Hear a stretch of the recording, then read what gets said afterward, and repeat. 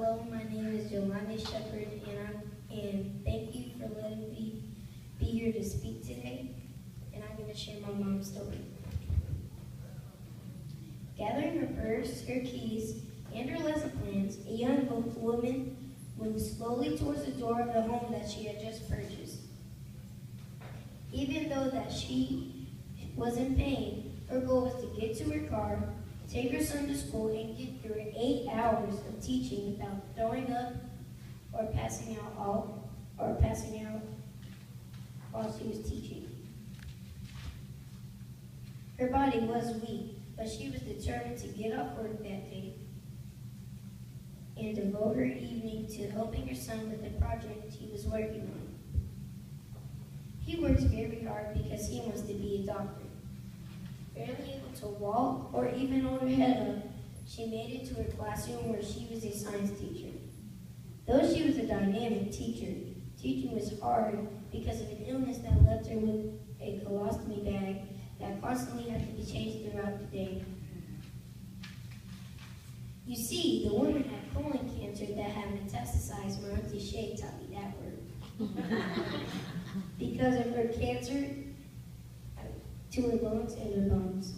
Because of her cancer, she lost her hair, her skin burned, and she could barely move, and she had crippling nausea. This not only affected her ability to get through the day, it affected what she could do with her son. As a single mom, her heart was devoted to her only son, but cancer prevented the quality time they once shared. She could no longer make popcorn for them to eat while they watched movies. She could no longer play board games with them because every single time she had to stop in the middle to throw up, had excruciating pain, or had to use the restroom. Her son enjoyed all of the time that they spent together, but she never told him she had cancer. Even though every minute of every day was a struggle to walk, eat, and even breathe, she was committed to fighting for her son. The house she purchased was so that he could have a home. She worked hard every day, even after chemo, because she wanted her son to have toys, clothes, food, and a normal life. She was losing her hair, but she wore a wig to hide the sickness she was fighting. She maintained his college fund, and she would still somehow find the strength she needed to discipline him if needed. One day, her body stopped and her fight ended. That one was my mom, Erica Shepherd, and I'm her surviving son, Jelani Shepherd. And even though she ended her fight with cancer, I'm continuing her fight with cancer, and I'm continuing to fight for her and for others dealing with cancer. We have a situation on our hands, and an issue that needs to get solved, a common illness that searches for a cure. Just this past year, over 13% of all deaths were a result of this disease. This dreadful disease is called cancer. But I'm not going to sit around and let people suffer.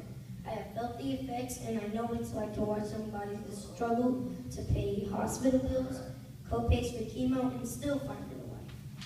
I was the real fighter who taught me the real meaning of determination and perseverance.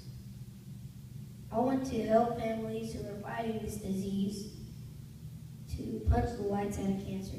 That's why I created POC, which stands for Punch Out Cancer.